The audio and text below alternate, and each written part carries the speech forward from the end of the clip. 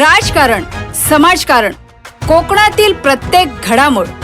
सिंधुदुर्ग 24 तास आता नव्या रूपात. सिंधुदुर्ग संवाद, ताज्या घडामोडींसाठी आताच सबस्क्राइब करा.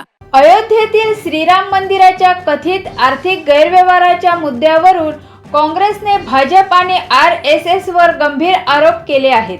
या पार्श्वभूमीवर सिंधुदुर्ग जिल्हा काँग्रेसच्या वतीने वेंगुर्ला येथे रघुपती राघव राजाराम सत्याग्रह आंदोलन करण्यात आले. भजन आणि टाळांच्या गजरात आंदोलन करत संबंधितांवर कठोर गुन्हे दाखल करण्याची मागणी काँग्रेस पदाधिकाऱ्यांनी केली.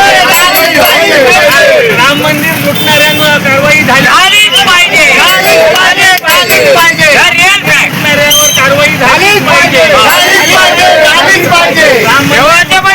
चोरांना अटक करा. राम मंदिर लुटणाऱ्या मोठ्या चोरांना अटक करा.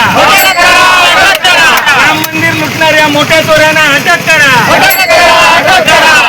अयोध्येमध्ये राम मंदिरात जी चोरी झालेली आहे, तो चोरी म्हणजे फक्त दागिने, पैसे, सोनं किंवा हिरे चोरीला गेलेले नाही, तर 140 कोटी देशातील लोकसंख्येच्या आस्थेचा प्रश्न आहे. राम मंदिर हे लोकांच्या आस्थेचा प्रश्न होता. त्या आस्थेवर घाला घालण्याचं काम या लोकांनी केलेलं आहे. राम मंदिरची जी ट्रस्ट कमिटी आहे, ती कमिटी केंद्र सरकारने नियुक्त केलेली आहे आणि मोदींच्या पसंतीने तिथे ट्रस्टी नेमले गेलेले आहेत. तर ह्या भाजपच्या वरिष्ठ नेत्यांच्या सहकार्याशिवाय किंवा त्यांना माहिती असल्याशिवाय ही एवढी मोठी चोरी होऊ शकत नाही. हजारो कोटींची चोरी तिथे झालेली आहे. त्यामुळे फक्त छोटी किरकोळ कारवाई, 7-8 लोकांना, खालच्या लोकांना पकडून अटक करून त्यांच्यावर कारवाई केल्याचं जे नाटक केलं जातं आहे, ते न करता चंपतरायसारख्या माणसाला अटक करा, मोठ्या ट्रस्टींना अटक करा आणि जे मोठे माते आहेत त्यांनी हा भ्रष्टाचार केलेला आहे मिटून त्यांना अटक केली पाहिजे, ही काँग्रेसची मागणी आहे. त्यासाठी हा भारतभर आणि महाराष्ट्रात हा सत्याग्रह चालू आहे. जोपर्यंत या मोठ्या लोकांवर कारवाई होणार नाही, तोपर्यंत हा काँग्रेसचा सत्याग्रह चालू राहील आणि मोठ्या लोकांना अटक केल्यानंतर त्यांच्याकडून काही माहिती मिळेल, त्याच्यामध्ये पूर्ण भाजप आणि RSSची लोक याच्यामध्ये आहेत आणि RSS आणि भाजपने हे मंदिर लुटण्याचं काम केलेलं आहे. यांना रामाप्रती आस्था नाही. राम हे लुटण्यासाठी राम मंदिर बांधण्यात आलं होतं असा आमचा आरोप आहे. त्यामुळे राम मंदिर हे लुटण्यासाठीच यांनी बांधलेलं होतं आणि लुटण्याची कामगिरी यांनी केलेली आहे. त्यामुळे यांच्यावर कारवाई केली पाहिजे आणि लोकांच्या श्रद्धेला जो तडा बसलेला आहे तो तडा कधी भरून येणार नाही. त्यामुळे या देशातील जनता त्यांना कधी माफ करणार नाही, एवढंच मी या प्रसंगी तुम्हाला सांगतो. आज आम्ही हे जे आंदोलन या वेंगुर्ला शहरात करत आहोत, गेल्या आठवड्याभरापासून सिंधुदुर्ग जिल्ह्यात सर्व तालुक्यांमध्ये हे आंदोलन आमचं चालू आहे. महाराष्ट्र प्रदेश काँग्रेसचे आमचे अध्यक्ष आदरणीय सपकाळजी यांनी आम्हाला निर्देश दिले की रघुपती राघव राजाराम या वाक्याचा उल्लेख करत सत्याग्रह करायचा आहे.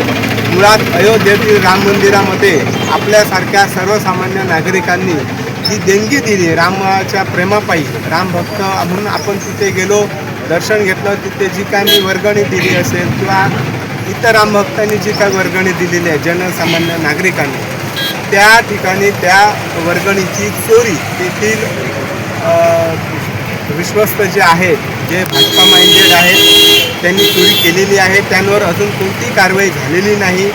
कोणताही निर्णय त्याबाबत मोदी सरकार घेत नाही आहे. मोदी सरकारने राम मंदिराचा मोठा इश्यू केला होता. भूमिपूजनापासून ते राम मंदिर उद्घाटनापर्यंत ते तयार झालेलं नसताना पण त्यांनी घाईघाईत केलं.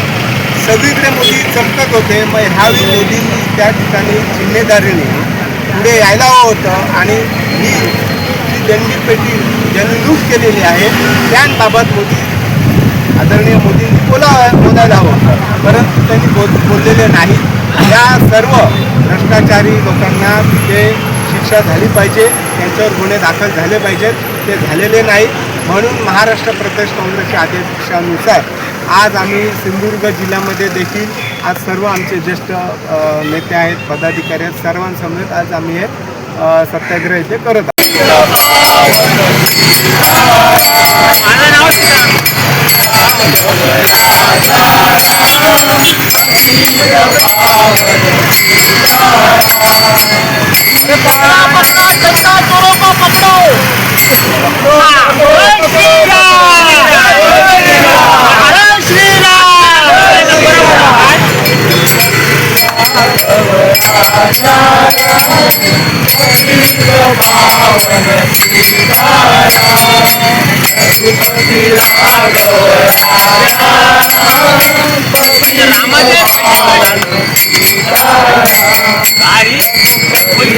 सिंधुदुर्ग 24 तास आता नव्या रूपात.